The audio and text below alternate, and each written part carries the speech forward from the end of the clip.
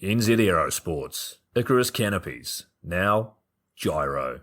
That's right, we've rebranded, and Gyro is our next generation. It honours our founder, as that's the name we knew him by, but Gyro also marks the start of a new chapter. And not to be biased, but it's going to be fucking epic.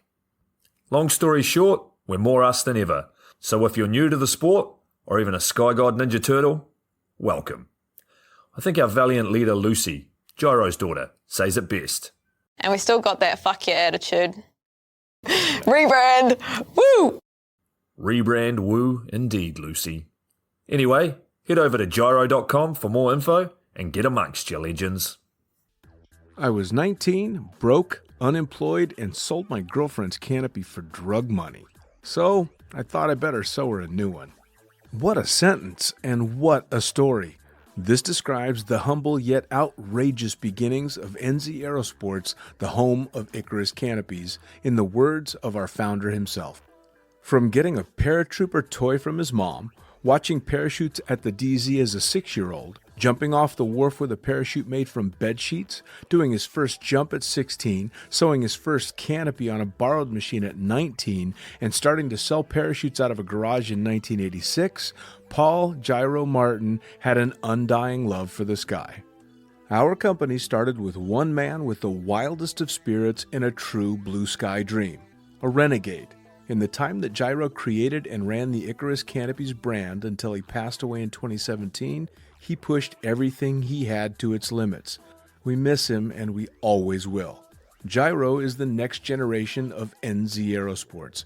It honors our founder, of course, because it was the name we all knew him by, but Gyro the rebrand also marks the start of a new chapter, our next jump. Gyro is the space between sound and silence, art and science, chaos and calm. Gyro is a state of epic tranquility that transcends understanding. That moment, in the door, in free fall, mid-swoop, where nothing but the present exists. A perfect balance of euphoria and thrill. Gyro captures our passion for flying and our commitment to designing break-the-fucking-rules canopies that deliver pilots pure, wild flight. Hey gang, so I got a new book out. It's called The Upside of Fear, and it's exactly what you think it's about. It's about the good side of, well, getting scared. In it, we talk not only about the science and biology behind fear, but the psychology as well. And it's not just coming from me, it's coming from some of the best in the sport. Omar Alhijalan, Jeff Provenzano, Maxine Tate, and so many more have contributed their sometimes terrifying stories to the book to help you overcome your fear. So head to the lunaticfringepodcast.com. You're going to find the link to the book there, as well as the other books. It's available in ebook, paperback, hardback, and audiobook right now. Coming straight from the cockpit, it's another episode of Lunatic Fringe with the fucking pilot.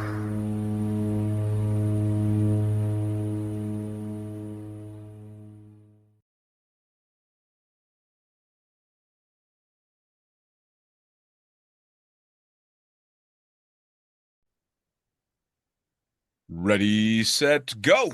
Back in the can for another edition of the Lunatic Fringe podcast, and one I've been looking forward to for a while. It's taken some time, but we got it done. Who the fuck are you, and what do you do? My name's Sean Chuma, and yeah, I'm a base jumper. I just base jump all the time.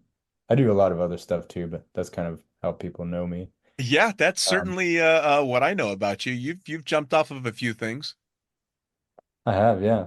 And I teach people how to base jump, and I take people on tandem base jumps, and I just travel around base jumping for fun as well. Dude, man, I'll tell you what, the teaching people to even skydive can be a little nerve-wracking. I can't imagine what it's got to be like teaching people to base jump. Yeah, it is pretty tough, I would say. It's I always equate it to sort of like extreme babysitting, and it's yeah, it's intense because I never know who I'm gonna get, and I never know I check up on them, but I never know how they're going to perform in an intense situation. So, yeah, sometimes it is a bit scary. It's a big job, a lot Yeah, harder than man. people think. We're definitely going to dig into that because I have questions. I definitely have questions. But I want to, as I normally do, kind of take you back to the beginnings because obviously you didn't just wake up one day and start base jumping. Something brought you here. So how did it all begin for you? Well, when I was a little bit when I was 8 years old, I think that's when I wanted to skydive because I just saw it on TV and I begged to do that. And of course, I had to wait until I was about 16. And I got lucky with that because after I started, they changed it to 18, but I got to keep going. So, yeah, I got to start in high school and I ended up having 150 jumps before I finished high school. And then I kind of took a break and didn't jump much while I was in college in Nebraska. And then I got right back into it when I moved back to San Diego. So So yeah, wait, I you loved went it. you went from San Diego to Nebraska? No, I went from, so I moved around a lot. I started skydiving in Idaho, in Caldwell, Idaho, because I was living in Boise, went to high school in Boise. And then I started in Caldwell, Idaho. Then I moved to Nebraska for college. Then during college, I moved to San Diego. And Okay. that's where I did most of my skydives. It was in San Diego, but So started in Idaho. 150 skydives in high school in Idaho. You, I That's mean, right. that's that had to pull some serious weight in fucking high school. You would think it would, but I was super shy and I was Oh, so busy with all the other stuff I did. Yeah, I definitely did not utilize it. I think some people knew that I skydived, but I think most people didn't. I just kind of did it. And then I was also busy with gymnastics. I was a ski instructor and yeah, I was also a pole vaulter. That was actually the main thing I was doing, was pole Jesus vaulting. Christ, man. How were you Yeah, I was a not busy kid. how were you not strutting around high school like fucking Bodhisattva? I know. I would have been working the living shit out of that. I was so shy. So, but pole vaulting and gymnastics, that actually kind of paints a bit of a picture from a young age because obviously now, especially with the base jumping, a lot of the gymnastics stuff, I'm sure, plays a huge part in that. So, what was the gymnastics about? Yeah, I mean, it definitely helped in base jumping. I started that when I was 10 years old, if that's what you're asking. Yeah, yeah. Um, yeah, I started that when I was 10, but I was well into like on my way to getting into gymnastics at a pretty young age. I just wanted to do flips. I was like would jump on my friends' trampolines. We didn't have one. All I had was a jogging trampoline. I taught myself how to do front flips on that, and I was Oh, landing on my back at first, and oh, I was doing like backflips out of swings and stuff like that. And then finally, my parents got me into gymnastics because it was going to be gymnastics or diving, and I went from there. And it was a really good place too. There's an Olympic gymnast named Bart Connor. I don't know if you remember that guy. I He absolutely was remember that name. yeah. So his gym was the one I went to. So we had like Olympic level coaches at our gym. Um, Tons of good equipment. It was a top-notch facility in Oklahoma. That's where I was living at the time when I started that. And yeah, it was just it was what I was made to do, flips. And yeah, that kind of led to all the other things. I mean, it helps with pole vaulting as well. It helps with everything, just because you learn so much body awareness. I was gonna say And it you have boils to down learn to as a body kid. awareness, right? Say what? I said I was gonna say it boils down to body awareness, yeah? It totally does, yeah, because the average person isn't used to even being upside down. They kind of get disoriented. It's just normal. But if you learn, those skills as a kid, it changes you for life. Sure. Yeah. Now, what did you end up going to college for? Psychology. Really? Yeah. So See, I got there you a, go. That paints another picture because that again leads towards the shit that you're doing now. yeah, yeah, it definitely helps to kind of get into people's heads and help them, mainly calm themselves down and work through Sure. the intense parts of jumping. So you had done a lot of the skydiving at 150 jumps in high school. Obviously, you'd gotten past a few hurdles in dealing with fear in skydiving. So, as you're going to get your psychology major in college, were you actively jumping or? Yeah, I was jumping a little bit in college. I didn't have much time or money, so I had slowed down on the skydiving, and I hadn't started base jumping yet. Um, I did go back to Nebraska and jump off of some things there. Hmm. That they like, I guess I can say it now, but there was a they the big state. I don't know if you know, there's a huge stadium there. It was University of Nebraska, the Memorial Stadium.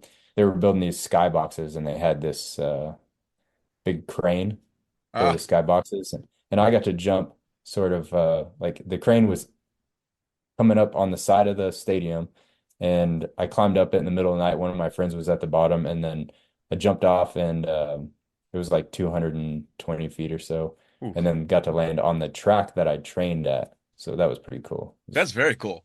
Yeah. So now back to the jumping in high school.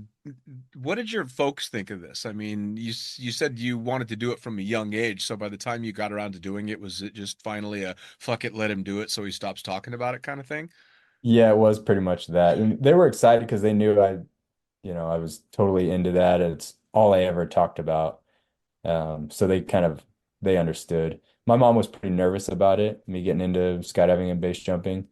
But after years, she finally kind of decided that she knew I was like very responsible with it and smart, Sure. and Well, she this was the trusted skydiving, me. obviously, a lot of us can associate with the parents being a bit resistant at first and then coming around to it. But the base jumping's got to be a lot fucking harder to get mom and dad to cope with. Yeah, because there's so much unknown about it that everybody assumes the worst. Sure.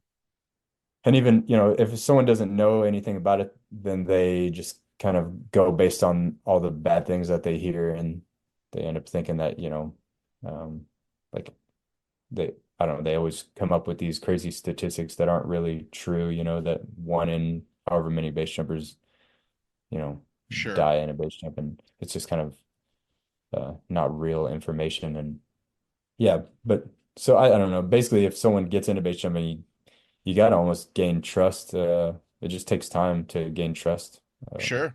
Well, by I think people. I don't know, and you'll have a much better perspective on this from the base jumping side, but I would imagine that base jumping has kind of taken the place for what skydiving was 20 years ago, when the only thing you ever saw of skydiving was when it was a fucking fatality. That's the only thing people ever, that or the X Games was the only damn thing you ever saw. And now with base jumping, either it's insane wingsuit proximity stuff or it's somebody died. Right. Yeah, it's I mean it was worse maybe 10 years and more ago in base jumping. They would like all people would hear on the media is base jumping accidents. I feel like there's a lot more positive stuff about it now, Sure. which has changed it quite a bit. But yeah, you're right. I mean, it's you're always going to be fighting that battle, right? Because people want the drama. They don't necessarily just want the feel good story. So they want to know that something's like super intense and hardcore, which aims people towards the sport, but then they get there and decide, oh, this isn't quite what I expected. Yeah. Yeah, the media loves that negative side of stuff just because it gets people watching, but Yeah. it's definitely not the full story, huh? It's like No, there's so much beauty in the sport, and there's also, I mean, there is that real side, that kind of just horrific side of it. But it takes knowing and respecting that horrific side to kind of stay on that positive side of things. So well, sure. Yeah, absolutely. Well, and again, being in that side of the sport, I'm not a base jumper, so I don't have quite that angle, but I've been in skydiving an awfully long time. So you see shit happen, and those are the moments where you have to assess everything in your life as well, because you're like, oh, okay, this I'm one fucked up mistake away from this. I need to, is this something I want to continue to do? How can I be safer? You know, every time something goes wrong with somebody else, you have to reevaluate, right? right. So, what was your first base jump? My first base jump was in Twin Falls. It was I took a class, so I waited to actually take a class until I jumped. and it was this guy named Baxter Gillespie. He worked for a company called Morpheus. I don't know if he base jumps anymore, but he did a really good class. And yeah, it took a while. I had to cancel my first class because I hurt myself in a swooping accident in San Diego. So I was in the hospital, had to get reconstructive surgery on my face because I broke my face and my Oh, shoulder and foot. Yeah, it was bad. I actually crashed into the packing tent at Skydive San Diego, just swooped right into it, going oh, really fast and knocked myself out. I had to get helicoptered out. So that's why I missed my first class and I had to recover from that. So that took, many months. And yeah, and then eventually I got to come up to Twin Falls and do that. And my first base jump was yeah, off the bridge and I was pretty damn nervous to be honest. Like I was trying to count down and I think I remember kind of balking on the count. At first it was like three, two, one, and then I was glued to the bridge. I just couldn't get myself to jump. So I had to I had to do it again and then I talked myself into it. But then once I did it, it kind of yeah, it became a lot easier and I don't know, it's like a slow journey to being able to trust yourself and having the confidence to perform so much stuff in a short amount of time, sure. And I mean, I'm constantly learning things about it, but Well, that's the key, right? Is you never stop learning. yeah, and you definitely don't want to stop learning or think you know everything about it. For sure. Well, now, so after an accident like that, granted, a swooping accident is night and day different from the act of going for a base jump. But was that playing in your mind during all of that? I mean, that's got to be a tough one to mentally rebound from. Yeah, I mean, just the fact that, nobody wants to be hurt and laid up, like you don't, once is definitely enough for that to happen. And it's yeah, it's just I mean, not so much the accident was playing in my head because I don't remember too much from the accident, but I remember the recovery. That Sure. was definitely the hard part because it's so much time and so much pain and I just yeah, definitely didn't want to go through that again. But on that first jump, I really wasn't thinking about much else besides like being in that moment. I mean, it's kind of hard to think about anything else when you're base jumping. I bet. I bet. Dude, I've done ground crew a few times and been to the bridge a few times with my old buddy Kevin Love and being on the ground filming and taking pictures. I'm puckered the fuck up and I'm on the ground. I'm not doing shit. But it's got to be the next level of intense. Yeah, it can definitely be intense.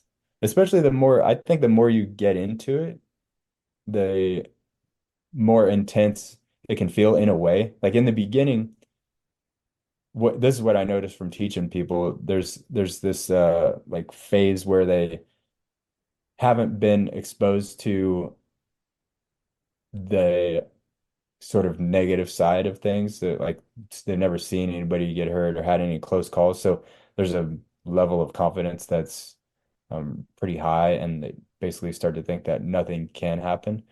And then once you end up seeing that, and I've seen, I've lost friends, I've had close calls, I've had problems myself, and that definitely gives you a really serious respect for it. In a way, it almost makes the sport more intense and like brings you a little bit more fear, but it also brings you a lot of knowledge so that you can kind of act appropriately in certain situations, and it helps you know when to stand down from a jump, and then it just kind of I don't know, just gives you a better respect. Sure. Well, I mean, that level of fear is controlled fear, I should say, is exactly that. It's control, right? I mean, you're able to really assess the situation and you're paying attention to your spidey senses instead of just being, Instagram confident. Nothing's gonna fucking go wrong Yeah, because I saw it on Instagram. exactly. It's you must find yourself, especially having done the schooling that you've done, having conversations with nervous base students, working through all the stuff that you learned as a psychology student, going, "Oh yeah, this is this type. I need to handle it this way." Is it like that, or is it just kind of a feel it each time out? Yeah, I just feel everything out. I really don't like reference the stuff that I learned. I feel like it just like I'm already a pretty internal person and I feel like I can relate to people on a internal level. Sure. Um, and it's just kind of more natural to me. I don't really think about the psychology stuff, but maybe that taught me a certain way to think. Sure. But I think I've just always, yeah, been that type of person that can kind of help people, you know, just kind of go through their feelings and Sure. Well, and I love watching people do it for themselves individually. I remember having a great conversation with Matt Munting and Nick Scalabrino, and Matt was talking about after he was a pretty experienced base jumper, being nervous about a specific exit, and so he spent like hours and hours the night before just belly flopping into a swimming pool, so he made sure his exit was exactly the way that he wanted. But if you knew Matt, he was such a confident guy and so outgoing, you would never think that that would be him. You know, he always seemed so carefree about it. And so it was super interesting to find out, oh no, he's putting a lot of fucking thought into this. Like he's working through it, which was awesome. Yeah, It, yeah.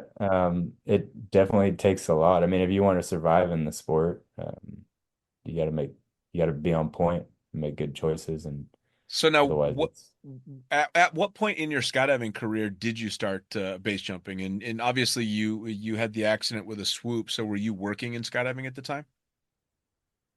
At the time, I was just working at the gear store down in Skydive San Diego. I wasn't an instructor because I was trying to. I had all my friends were instructors, and they um, seemed like they didn't want to be at the drop zone when they weren't working, and I just didn't want that to happen. So I tried to resist and just fun jump all the time. But then when I had about 700 skydives, that's when I did my base jumping course with Bagster, and I was glad I waited that long. And at the time, all the courses required you to have 500 jumps, Mm, and that's changed now to about 200.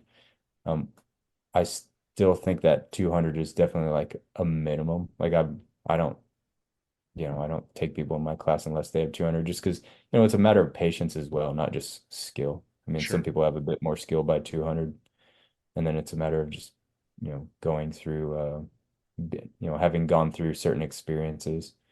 Um, but That's yeah, it, though, I right? I mean, a lot of people progress differently in the sport, and one person with 200 jumps can be a pretty with it person, whereas another person still has their head firmly up their ass.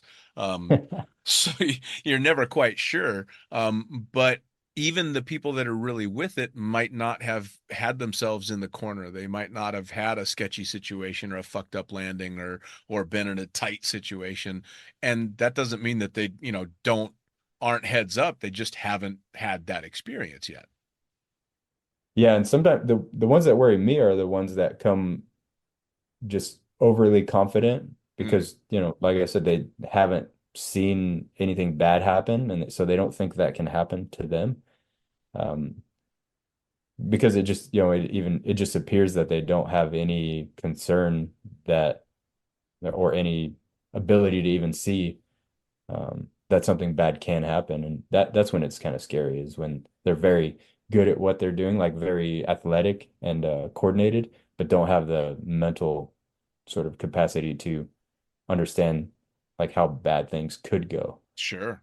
Have you ever turned a student away?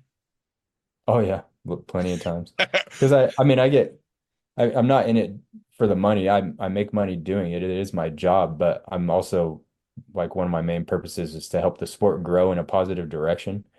And if I'm taking people that just aren't ready, then it's not going to help that cause at all. I mean, it's the thing I don't want is for people like the authority figures to make rules for us to, or make rules to protect us from ourselves, Sure. because we're a self-regulated sport. So I'm just trying to help, um, you know, make good jumpers and to help the sport grow in a way where we actually are seen as responsible people that can do what we love to do. Sure. But yeah, Well, I've turned a lot of people down from jump numbers and then sometimes mentality. I mean, I do check on jumpers. I usually get a reference and then call around and make sure that they're actually, like serious about their numbers and not only their numbers, but how are they basically what's their skydiving behaviors like? Are they sketchy, like I'm kind of looking out for that because I don't want to put myself in a situation, and I also want them to be patient, like, I mean, Sure. it's it's kind of very necessary. Well, and especially from an instructor perspective, it's not like a skydive where you can either have someone on a tandem progression or an AFF where you're physically able to at least fix the big problems for them. You can't do shit for these people once they've stepped off whatever object they're jumping. So that's got to be a pretty heavy stress on you. It is. It's kind of a slower progression. Um, at first they have to gain my trust. And then there's points where they might lose my trust, and then we go backwards and until I can sort of trust them for basic things. I mean, things like you definitely have to pull. Um, and yeah, so it's interesting. I mean, once they're off that bridge, they're on their own pretty much. So Yeah, it's just trying to break it down into basic um, actions and things to think about in that short period of time. sure. So somebody like me comes out, an experienced skydiver, but I've never base jumped, and I want to go through your base course. Walk me through the process. Well, the first day you're talking about just kind of like the start, from day one to day Yeah, yeah. 4. What happens from the I shake your hand, hey, it's nice to meet you. Let's go jump off some shit. Yeah, so we meet up and try to get to know each other first as a group. Because I usually have 4 or 5 people in each one. It caps out at 5 just because I like to get to know everyone and I mean, my hope is that I keep a relationship with them so that I can help steer them in the right direction. Because after the course is over, it's like I understand they can't just go get information off the internet. Hmm. They need some kind of reference to seek out questions that they might not get. So, anyways, we get to know each other, just kind of introductions, and then I tell them about how the course is going to go, just the layout of it, and then we start packing. They do have to know how to pack before, so I have a video online that a lot of people use. It is a lot of work to learn how to pack. Like for me, it was pretty tough. Hmm. It took, yeah, it takes days. Like I'd say a good 4 days of solid, like all day work for it to actually kind of click and then get easier. But they need to be able to pack within about 45 minutes before they come. So that does show me that someone is dedicated to their desire to start jumping. And so it shows me a lot if they show up knowing how to pack. Because some people just don't, and then that kind of screws it up for the whole class. In a way, it just takes more energy from me that for it to teach them how to pack. Sure. So yeah, the class just goes better that way. But I kind of supervise their pack job, give them tips to fix it, and then once we're done packing, we put the rigs on and we kind of drill for the first jump, which is a PCA. And there's kind of a lot that goes into that. Just building a routine, how to climb over all the small details so that we can make that more automatic rather than when they're out there trying to figure things out. Because if they have a routine built, then they just have more brain capacity to think about other variables that might come up. And yeah, so we uh, do that. And then once everybody's kind of ready and has a good idea how the first jump is going to go, then we go out to the bridge and do an introduction like of the bridge to see how like how it's all going to work. Talk about wind directions, landing areas, how to land in the water, all kinds of things. Hmm. Because that's all, the wind directions, it's real important because it's a windy place. Sure. And then we eventually get out on the bridge. It's kind of midday by this point on the first day. And then we, yeah, start sending it off, doing it just like we practiced. Main thing is just, trying to understand the canopy. Like I said, doing a PCA. So the most canopy time. A lot of people have come to the course having jumped their base canopy out of a plane with, Mm, in a skydive rig so that they can get used to it because it is a big canopy. sure. And then we always hike up the first time just because I like people to earn the altitude and kind of get to know the canyon better. It just gives you a better understanding of how high it is if you have Sure. to hike up out of there rather than get on the boat the first time. It's what I had to do, and I just thought it was a good idea because it just definitely gives you a better, um, I don't know, I feel like it just kind of it's a rite of passage, Sure. and it's just helps you get a better understanding of the canyon, just a respect. Then we go pack. We usually get a dedicated space away from everyone to pack in. And then yeah, we move on to if their jump was good, after we pack, we move on to handheld and we do about 4 handheld jumps or so until they're ready. Some people, I've had guys just do PCAs the whole class. I'm Mm, totally fine with that. There's no pressure, like I want everybody to basically the main part of the course is learning how to make good decisions so that you can survive in the sport and continue doing it for the rest of your long life. sure. But yeah, we do about 4 handhelds and then we move on to stowed jumps. Um, that's probably by the second or third day. And then there's also a built-in advanced course in the course where we do a lot of object avoidance. That's so, if the canopy opens 180 degrees from on heading like towards a cliff, then we need to know how to turn it around because you've got maybe 2 seconds to turn it around. So we practice a lot of that and sinking and gliding. And we do sometimes unpack jumps and running exits and two ways and basically there's infinite amount of stuff. And I do full advanced courses on all that stuff too, but we just kind of get into what we can do depending on the conditions. Mm, But the main thing is making good calls, right? Like I don't try to just push people through to get jump numbers in the course. I know everybody wants to be able to jump, but I don't want to push people to get those jump numbers because I feel like that's just teaching bad habits of sure. jumping in dangerous conditions. So yeah, we do all that. And then by that, at some point in the course, either during a weather hold or at the end of the fourth day, we do a classroom discussion, which a lot of courses don't do. Like I'm not trying to just teach people how to jump off of a bridge. I'm trying to teach them how to survive.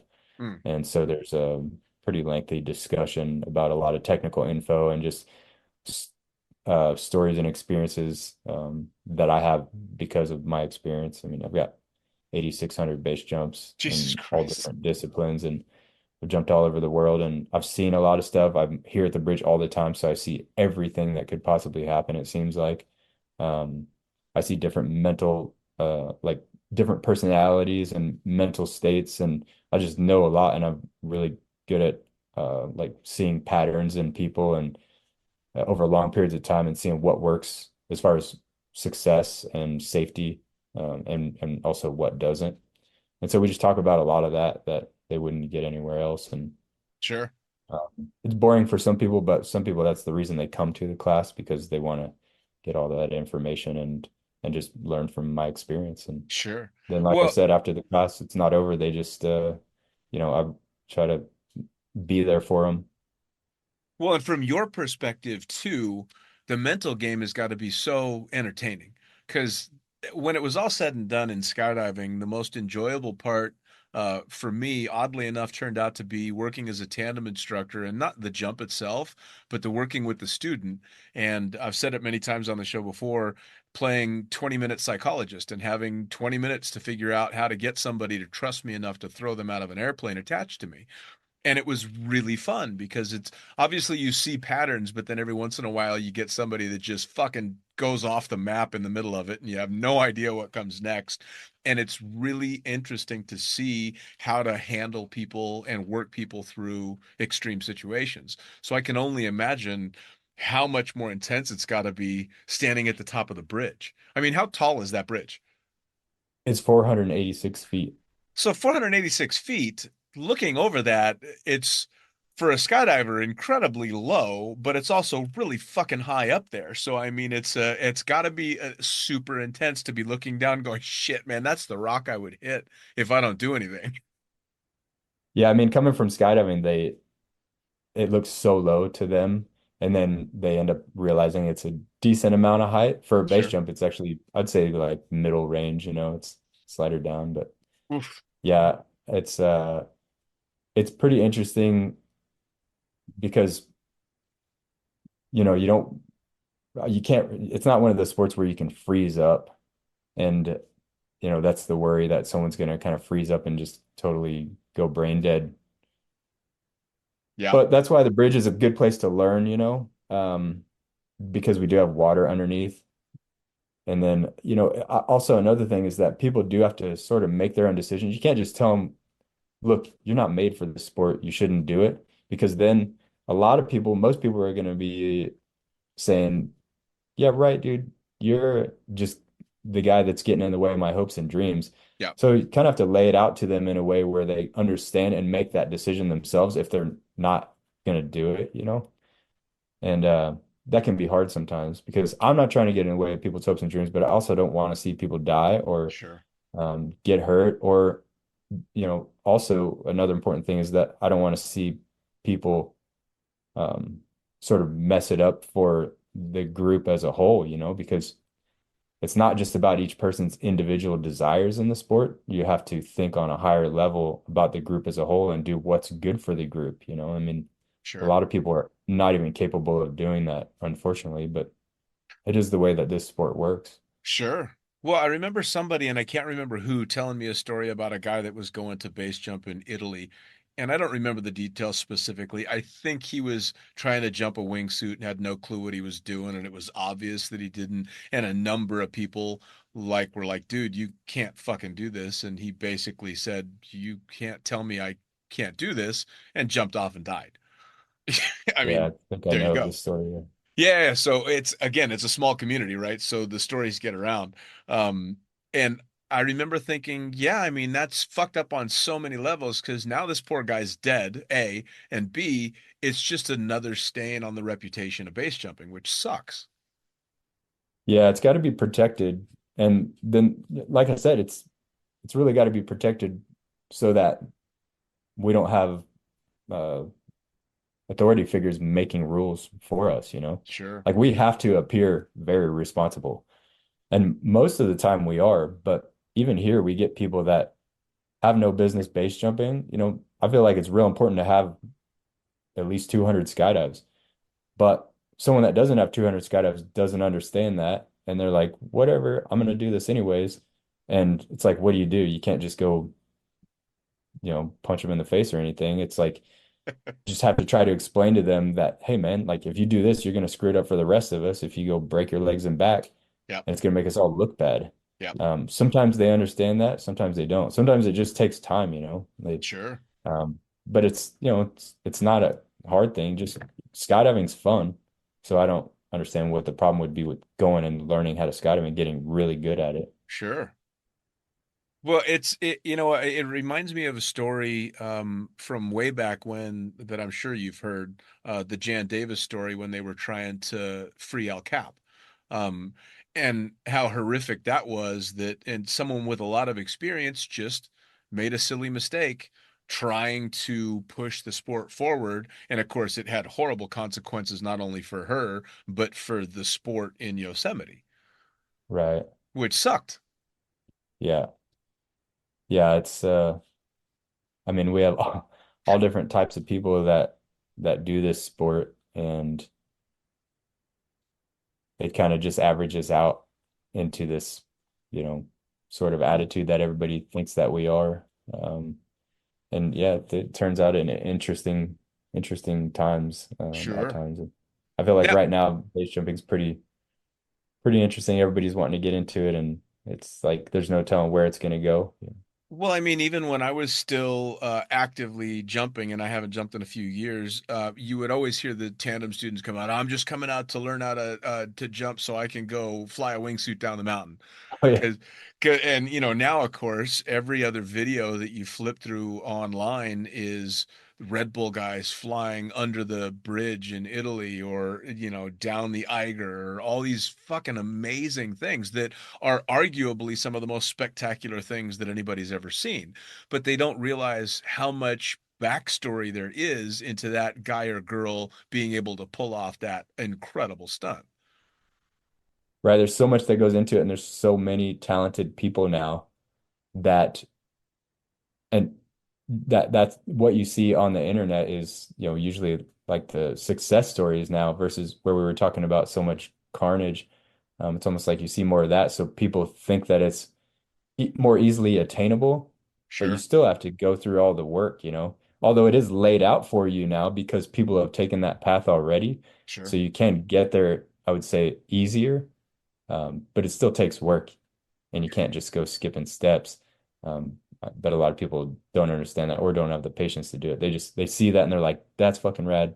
I want to do that now. For sure. Well, and there's a lot of people that don't realize that the guys that were pioneering a lot of the stuff that was happening, 15 years ago, 10 years ago, when fatalities were incredibly common, those guys aren't around anymore. But the guys that are jumping now have hopefully learned from mistakes that other people have made and have worked to get it safer and safer. Like I used to be so nervous talking to Nick and Matt when they were doing a lot of the proximity stuff, just makes me nervous because I'm not a wingsuit flyer and I'm not a base jumper. So I see them flying down the crack, getting fucking close, and I hate it because I'm like, Jesus, one little downdraft and there's stains. And both of them are like, dude, you have no idea how much harder it is to stay down there than it is to just get pushed away from it. And I didn't realize that until I talked to them. And so it really kind of flipped a switch in me that now I can watch proximity stuff and not be quite as freaked out because I realize, oh, it takes more work to stay down there than it does to just get pushed away from it all. Okay.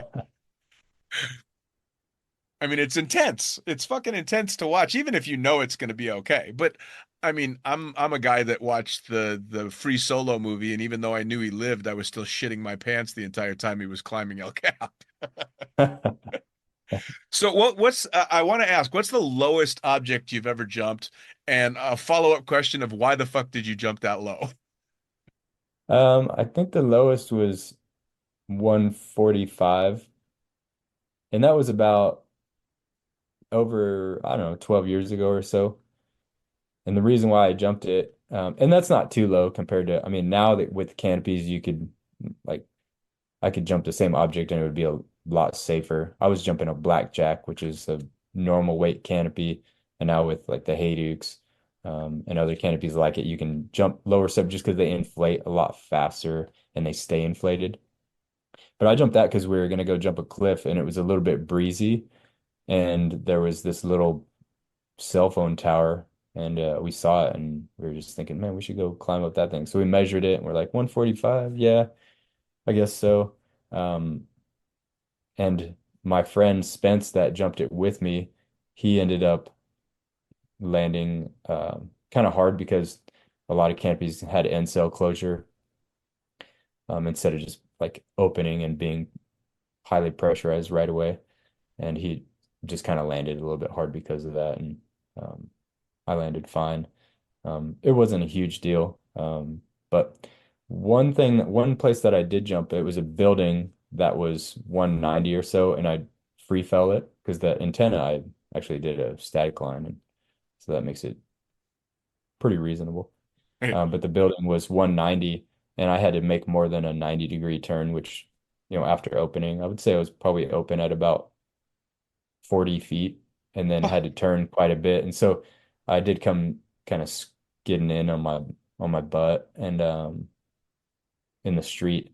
And Oh, that was pretty intense. That was one of my more intense low ones. And you can free fall lower than that. I did a tweener off of it and um ended up yeah, it was pretty low. Like low enough where I was like, yeah, I'm not gonna do that again because there's certain things where you do it once and you're like, okay, that's enough. And then there's certain ones where you are repeatable sure.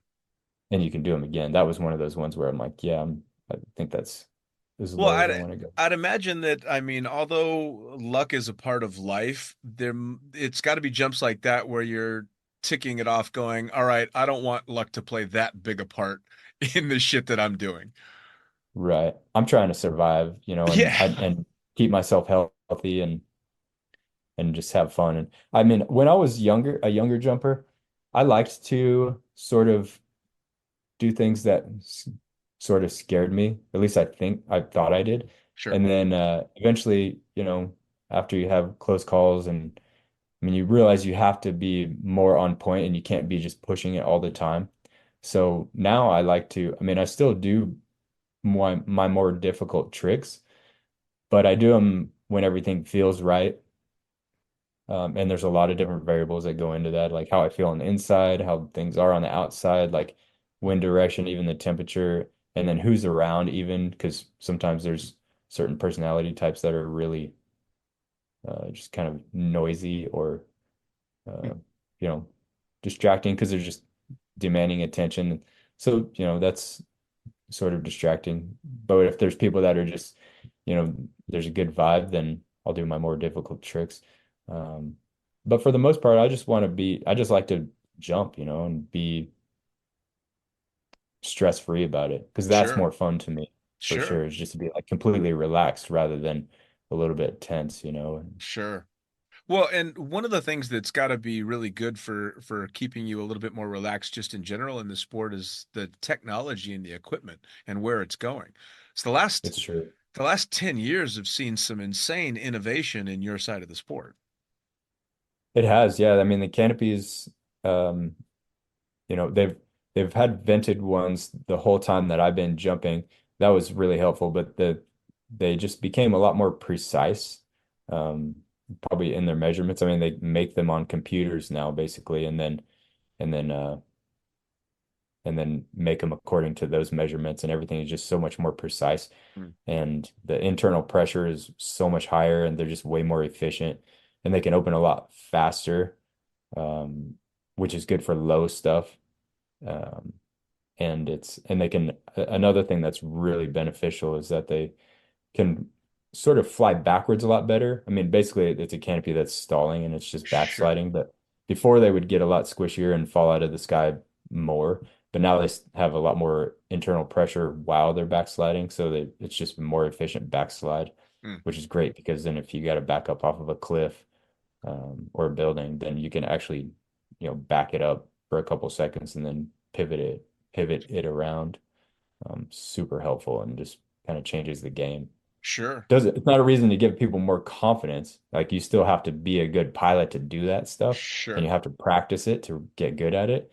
Um, but it's So now awesome. where are you making the decisions to go slider down, slider up, PCA, handheld? Like where do those kind of decisions play in? Is it conditions? Is it height? Is it a combination of all that?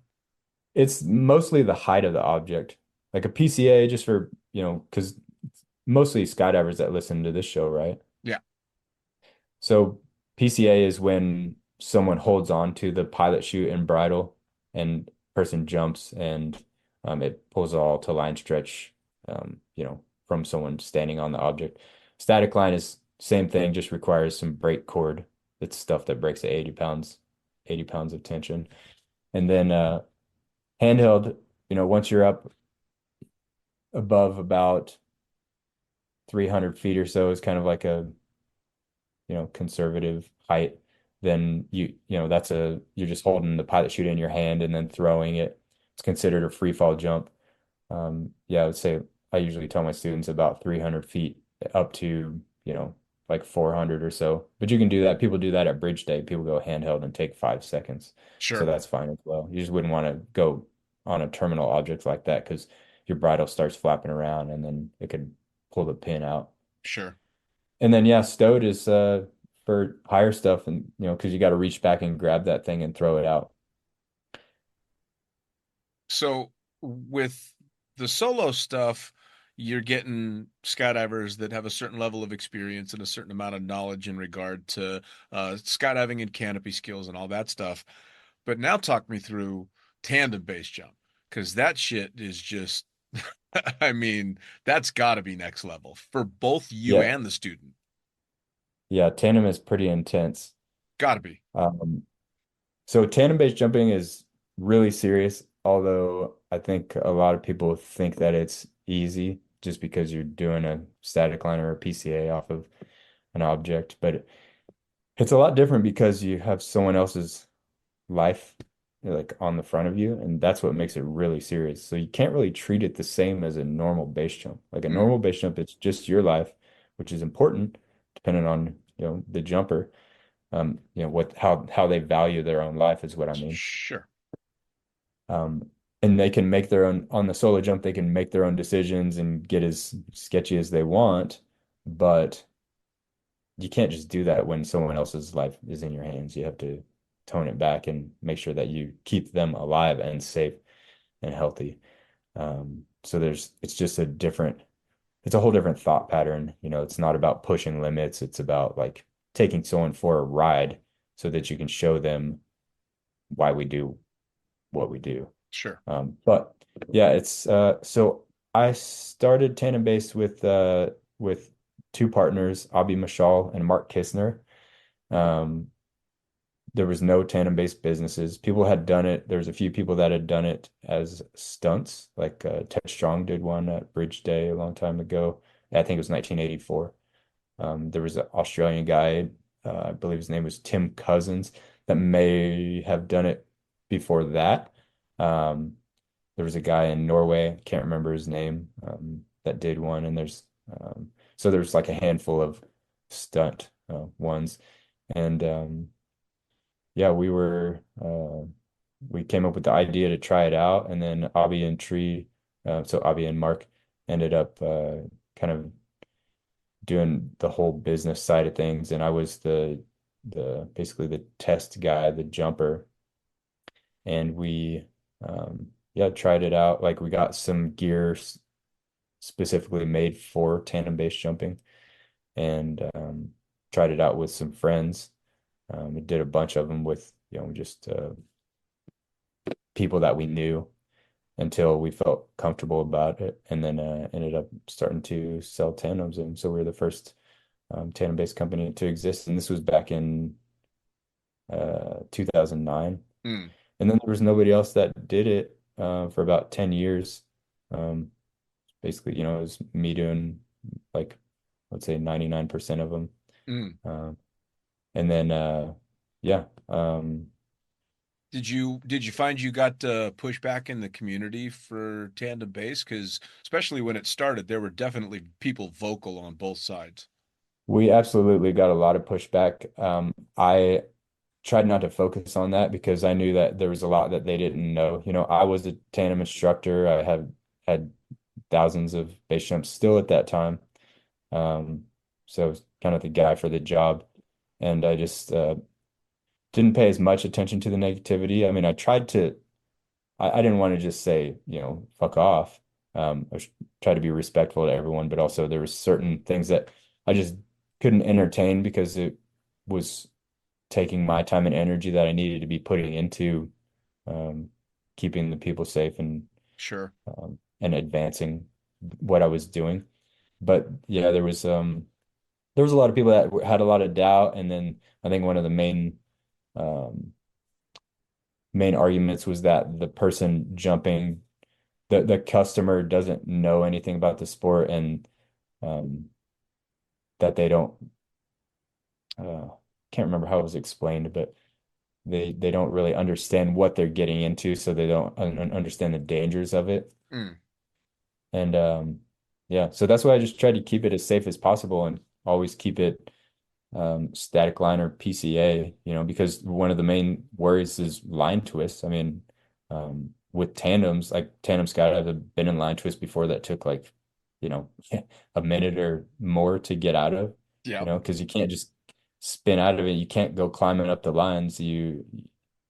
So it's difficult. So trying to limit that in tandem bases just by keeping it static line or PCA, and that Sure. really helps. And then also, I knew eventually other people would do it. So eventually I trained Mauricio De Palma at Brento because he's a top-notch jumper, like Mm. he's very good at what he does.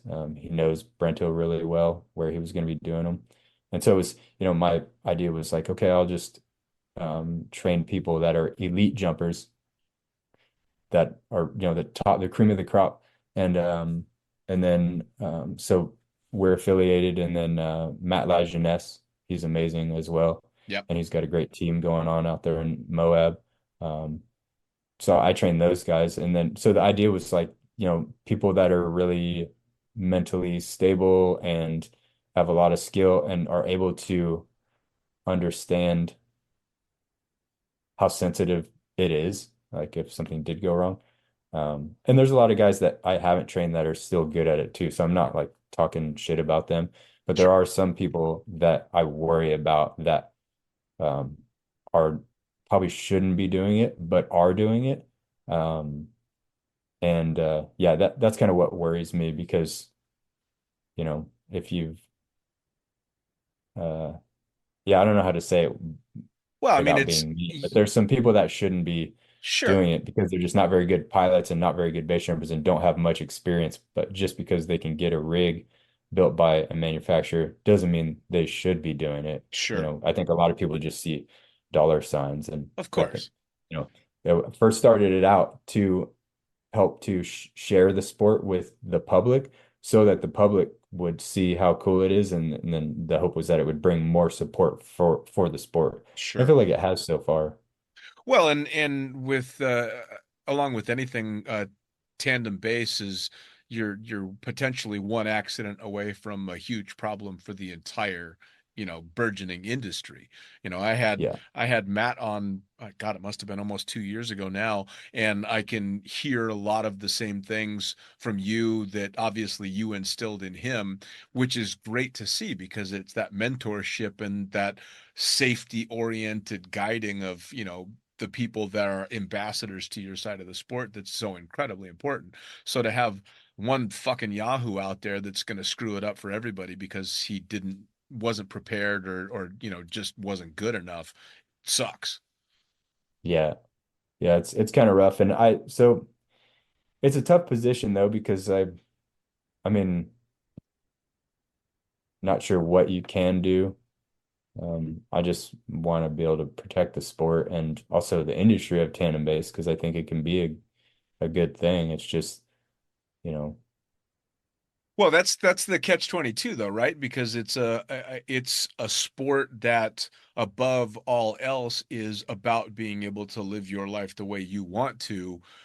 So how do you do that and be able to pull someone that's doing it all wrong away from that? It's got to be a horrible situation to be in because you're of both worlds, right? You want to be able to do whatever you want to do and live your life, and you want other people to do the same, but you also don't want somebody to fuck it up for you and everybody else. yeah, exactly. And one of the problems with it is that you can pretty easily like someone can pretty easily trick the public into thinking that they have a certain amount of experience. You can't really trick the base jumping community because we're so tight. And Sure. same thing with the skydive community, like so tight it's not just all about having a big Instagram page within the small community, but if you're but for the public, they just sometimes they're looking for the cheap prices Sure. and then if you say the right words, and that's kind of unfortunate because they just don't know any better, so they'll end up going with you know certain people For sure. Now, do you have to vet your students as well? I mean, are you like going through a bit of an interview process with them? for the tandems. Yeah. Yeah, I to a point, yeah, and strangely, I get really quality people. Like I don't know, I can't really think of anybody that I didn't really like as a customer. Nice. Um, so I feel very blessed that that's happened. Because a lot of them come to seek me out, or they just sometimes just hear of Tandem Base and they end up coming to me. But it's good for them to do some research on their instructor to see who it is. But yeah, I usually talk to them a little bit. Um, there's definitely a weight requirement for myself. I've set it pretty low just because I'm trying to keep everything safe and Sure. most injuries would happen on a landing. So I'm Sure. not taking like 250-pound guys. Actually, my weight limits, it used to be 200, but I lowered it to 180 just because, sometimes in Idaho we get um, very hot temperatures and the density altitude might be really high. And Sure. I just don't want to take any extra risk, and I don't want to hurt anyone. So Well, that's just one safety measure that I put in there. It anywhere upsets that, some people. yeah, but fuck, they've been getting upset about getting turned down for being under canopy because they're too big for how long now? I mean, Yeah, I don't true. know which is worse, turning them down for a jump or levying a heavy fat tax like some drop zones I've worked for do. I love the fat tax because I don't mind taking the big Yeah. guys and I like the extra money, but still, it's always a tough conversation when you got to walk up to somebody and go, "You're too fat to jump without more money." You know? Yeah, and So, base jumping, it totally depends on the object and the landing area too, as far as the like my weight limit will change. Like if I'm doing building jumps, then I'll lower it to sometimes like 160 or so, just sure. it's like a solid object. Sure. Now I know I'm not going to keep you too long because I know you said you've got a base tandem jump to do today. I But do. before you go, tell everybody how they find you social media wise, how they can sign up for one of your base courses, how they can come out and do a tandem base with you. How do they find you? All right, so I am I'd say mostly I use Instagram to make any posts so they can find me on there. Just under Sean Chuma, one word. It's just SeanChuma. And then my courses are posted on Facebook sometimes, but also on SeanChuma.com under upcoming courses. And then for tandem base jumps, it's just tandembase.com. Awesome. Awesome. Sean, I'll tell you what, I think we've been trying to nail this one down for probably the better part of a year. So I'm Yeah. stoked that we absolutely got to sit down and have a conversation. And although I will never come out and base jump with you, I'd love to sit down in person and have a beer sometime. Heck yeah, sounds good. Yeah, thanks for reaching out again. I'm glad we did it. Yeah, man, absolutely. I have a feeling people are going to be super interested to hear about it, and hopefully you get some people signing, some good people with a little bit of experience signing up to do your courses. All right, All Sean. right. Cheers. Cheers. Thank you.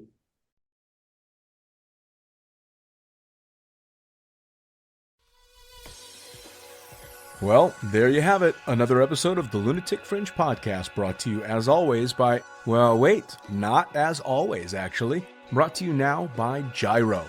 Formerly known as NZ Aerosports, you'll head to gyro.com for their next level line of canopies.